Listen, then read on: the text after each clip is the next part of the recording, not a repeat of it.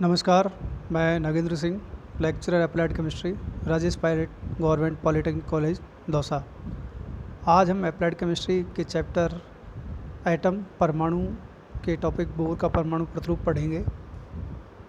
Bore का परमाणु प्रतिरूप रदरफोर्ड के परमाणु प्रतिरूप के बाद आया और बोर ने रदरफोर्ड के परमाणु प्रतिरूप की कमियों को दूर किया और इसके साथ ही परमाणु के रेखीय स्पेक्ट्रम की सफलतापूर्वक व्याख्या की।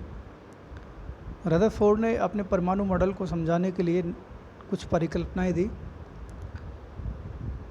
आपसे बोर्ड के एग्ज़ाम में डायरेक्ट क्वेश्चन पूछा जाता है कि बोर परमाणु प्रतिरूप की परिकल्पनाएं लिखिए, तो आपको यही परिकल्पनाएं लिखनी है। यदि आपसे बोर परमाणु प्रतिरूप पूछा जाए तो भी आपको यही परिकल्पनाएं लिखनी है, क्योंकि अपने कोर्स में इतना ही है।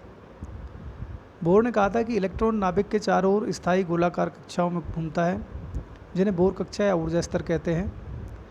इस स्थिति में इलेक्ट्रॉन पर दो प्रकार के बल कार्य करते हैं, जो कि परिमाण में समान लेकिन दिशा में विपरीत होते हैं। एक बल होता है अभिकेंद्रीय बल, सेंट्रीपिटल फोर्स, और इलेक्ट्रोस्टैटिक फोर्स ऑफ अट्रैक्शन भी बोलते हैं इसको। यह नाभिक व इलेक्ट्रॉन के मध्य उपस्थित स्थिर वैद्युत आकर्षण बल है, जो कि नाभिक की ओर कार्य करता है, यानी इलेक्ट्रॉन को नाभिक की ओर खींचता है। और ये इलेक्ट्रॉन और नाभिक के मध्य जो आकर्षण होता है उसके कारण उत्पन्न होता है। और दूसरा होता है अपकेंद्रीय बल, सेंट्रीफ्यूगल फोर्स। यह इलेक्ट्रॉन के घूर्णन के कारण उत्पन्न होता है, जो कि केंद्र से बाहर की ओर होता है।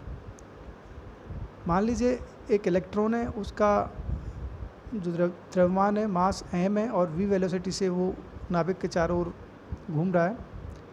तो उस पर जो दो फोर्स कार्य करेंगे, एक अभिकेंद्रीय बल होगा, दूसरा अपकेंद्रीय बल होगा। यदि मैं अभिकेंद्रीय बल का मान देखूं तो ZE स्क्वायर बराबर ZE² अपॉन R² होगा। अभिकेंद्रीय बल बराबर ZE स्क्वायर अपॉन R², और अपकेंद्रीय बल होगा mv² अपॉन R। दोनों जो फोर्स हैं वो परिमाण में बराबर है लेकिन दिशा में विपरीत हैं, तो हम इनको ऐसे लिख सकते हैं ZE² अपॉन R² बराबर mv² अपॉन R। और इसको हम सॉल्व करते हैं तो mv² बराबर ZE² अपॉन R। तो ये जो बोर की पहली परिकल्पना थी उसका गणितीय रूप है। इसके बाद बोर ने दूसरी परिकल्पना दी। बोर ने कहा कि इलेक्ट्रॉन केवल उन्हीं गोलाकार कक्षाओं में चक्कर लगाता है जिनके लिए इलेक्ट्रॉन का कोणीय संवेग mvr h/2π का पूर्ण गुणज होता है। तो इसका गणितीय रूप लिख सकते हैं mvr बराबर nh/2π, जहाँ पर n का जो मान होता है वो 1 2 3 4 डैश डैश तक होता है, जिन्हें हम KLMN के रूप में व्यक्त करते हैं। ये कक्षा की संख्या है और कक्षा के नाम है। h यहाँ पर प्लांक नियतांक है, जिसका मान 6.62 × 10⁻34 जूल सेकेंड होता है।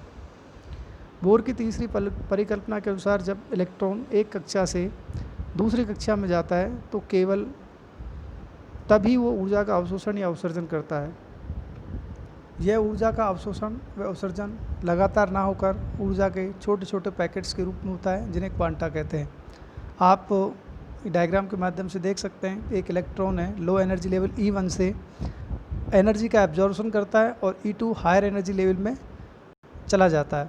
जब ये हायर एनर्जी लेवल से वापस लो एनर्जी लेवल में आता है तो एनर्जी का एमिशन करता है, एनर्जी का उत्सर्जन करता है।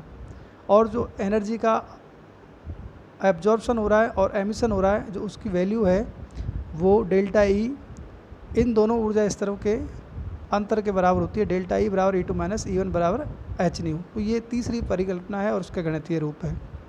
धन्यवाद।